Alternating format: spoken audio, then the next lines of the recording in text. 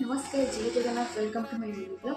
तो मोर पुणी एक नूआ मिनी ब्लॉग को स्वागत। आज जेहेतु मोर संक्रांति अच्छी बाकी सकाल सकाल उठी गाधे पारे रेडी होगी फुल जाऊँगी। मन पड़ा मुझे गोटे ठाकुर देखी नी मंदिर कौटी अच्छे मुझे देखी तो से लोक किसी जाऊे मुझे देखली बोले मंदिर याद अच्छे गला बेलू शिव मंदिर हनुमान मंदिर जगन्नाथ सब ठाकुर थे पूरा मन मन खुशी कर दर्शन करके आज ठाकुर को तो से दर्शन करके फुल धरिकी आसली मुझे आम ठाकुर पूजा करी तो पूजा करवा देन आज मो भौणी आसूँ गाँव मो घरକୁ तो ताकू जी आने कटक तो आसतु मो सहित जोड़ी होगी रुहतु। आज संडे मुझे कौन करुँची और संक्रांति स्पेशल कौन हो तो आपने देखिए।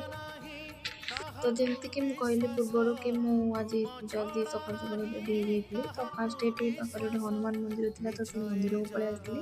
देन तापर हनुमान मंदिर में भोग समर्पण कर सारापर मुझे बाहरी जाइली पुणी शिव मंदिर को।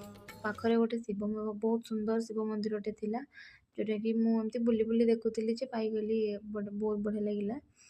तो तापर शिव मंदिर टिके अल्प किसी वीडियो क्लिप्स नहीं बेसी किसी नहीं पारी।